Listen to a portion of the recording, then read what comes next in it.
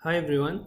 So in this video we discuss basically an example of a convolutional neural network just to illustrate the different variations that you could have in a CNN or a convolutional neural network, and also, which is also very important when you are reading a paper, how to read how to make sense of the different dimensions or the different numbers that are stated, like the figure here, for example, right? Because in many cases you don't really know, all these numbers multiplied together, you don't really make sure that you understand what these dimensions stand for. And also to distinguish what's mentioned and what's not mentioned in the figure, right? So, for example, this example is for an image processing convolutional neural network. So the input image is 256 by 256. Right, so imagine the screen in front of you. You have 256 by 256, and then every pixel has 3 values corresponding to the red, green, and blue intensities. And this is a typical representation for colored images, which is called RGB, red, green, and blue.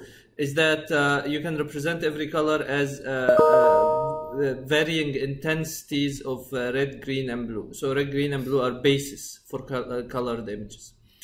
So this is the input image. The first layer is a convolutional layer without pooling, right? So it has only 2 stages, convolution and nonlinear activation. In this case, it's ReLU, right? And then you read these 256 by 256 by 64. The 64 refers to the number of kernels, right? So the output of every convolutional kernel is a 256 by 256. Right? So every kernel is 3-dimensional. Every kernel has weights in all the 3 dimensions, right? So in all the 3 dimensions of the red, green, and blue, right? So you imagine every kernel as maybe 3 by 3 and then by 3, right? So every kernel has dimensions. So by the way, the kernel dimensions, the kernel size is not mentioned here. It could be anything, but let's say it's 3 by 3 in the 2D, right? And then there is a 3rd dimension. So every kernel will have values in the red, green, and blue dimensions, right? In the 3 dimensions of the input. And there are 64 of these kernels, right? So every kernel assigns weights to the 3 channels of the input, and then it gives you 1 value at the output, right? And that value is part of that. So this is the output of one kernel, at one output location. Now that kernel will give you a 256 by 256 image. That is an output. And every pixel in that 256 by 256 output is a function of the 3 dimensions of the input. And now there are 64 such kernels. So you end up by an output image that's 250, or an output feature map, as people call it in some papers, of 256 by 256. And then there are 64 of them by 64, corresponding to the number of kernels, right? And then you have pooling with stride 4. So pooling with stride 4 applied to every image, every 256 by 256 feature map of one kernel, right? So there are 64 of them, right? Because applied to the 64 kernels, and this corresponds to the 64 here, the 3rd one. And then every image 256 by 256, pooling has stride 4 over the 2 dimensions.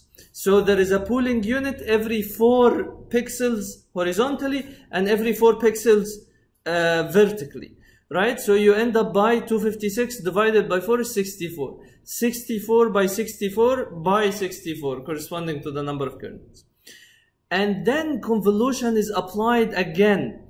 And again here there are 64 different kernels, right? But each of the kernels now is applied not just to 3 dimensions, as in the case of the first layer, but to 64 dimensions, corresponding. So now the input to this convolutional layer is a 64 channel or a 64 dimensional image, and the image dimensions is 64 by 64, right?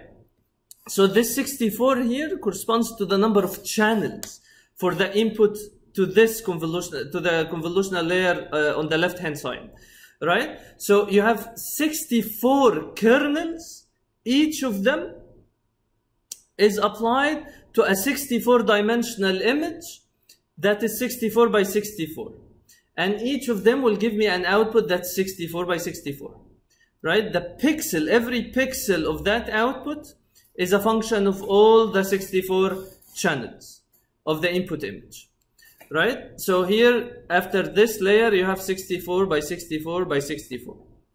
And then again, we explore different options. One option is to do pooling with stride 4 again, and it will do a similar operation to how this layer affected this layer, right? But here the 64 divided by 4 is 16, right? So for the output of every one of the 64 kernels, we do pooling with stride 4. We have a pooling unit every 4 units horizontally and a pooling unit every 4 units vertically. So you end up by 16 by 16 by 64. Now the other option handles variably sized inputs. So this is pooling to 3 by 3 grid, right? Meaning that instead of the 16 by 16 here, depending on the stride size, the width of the stride is adaptive. So regardless of the input to this layer right here, regardless of how the input looks like, the pooling output is 3 by 3. Right, so the pooling for every kernel, the pooling output for every kernel is 3 by 3, right? So this is one of the mechanisms that you guarantee that the rest of the network will have a fixed structure or a fixed architecture, regardless of what was before, or regardless of the variations in dimensions before that layer, right? So in this case, you will have 3 by 3 by 64. Right, the output of every pooling applied, the output of the pooling applied to every kernel is 3 by 3. Right? In that example here, where we had, in that option where we had 16 by 16 by 64, we explored two different options. One is to flatten. Flatten meaning I convert them into just a one-dimensional vector. And 16 by 16 by 64 equals 16,384. And then after flattening, we have a fully connected layer between the one-dimensional 16,384 and 1000. The 1000 will correspond to the 1000 classes. So this is an example of an image classification where you have 256 by 256 colored image as an input, and that image we want to classify it as belonging to 1 out of 1000 classes. And then after the fully connected layer, you have the softmax nonlinear activation to estimate the conditional probability of every one of the 1000 classes.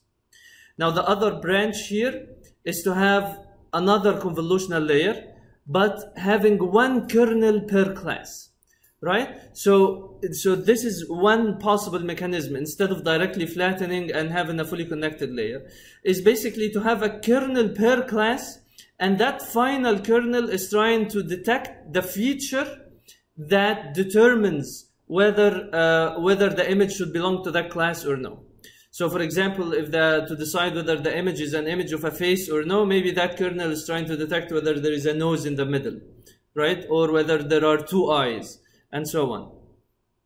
So in this case, we have the 16 by 16. So every one of the 1000 kernels applies again to the 64 dimensions corresponding to the 64 channels of the input, right? And then, so the output of every kernel will be 16 by 16, and you have 1000 of them. And then we apply average pooling to the output of every kernel. So basically, it summarizes the 16 by 16 into a 1 by 1, into a single value, right? So here it takes the average over the 16 by 16 pixels. Right, and then softmax. So you have one value for every one of the 1000 kernels. Then you apply softmax nonlinear activation to get an estimate of the conditional probability. Now let's go to the other branch on the right.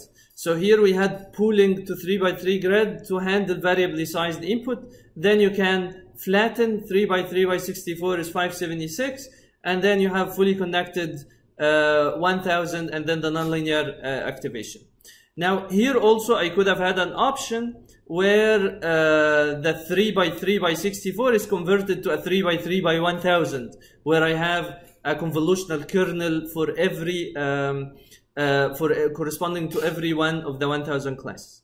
So this is just an example to show you, when you look at an image like this, how to make sense of it, how to really fully understand what it corresponds to, right? What every one of these numbers corresponds to. So for example, in that image, right, in that figure, we didn't specify the kernel sizes anywhere. So they could be anything. They could be 3 by 3, 5 by 5, or even the size of the image. So in the case of the first layer, for example, every kernel could be anywhere from 1 by 1 to 256 by 256, right? Thank you.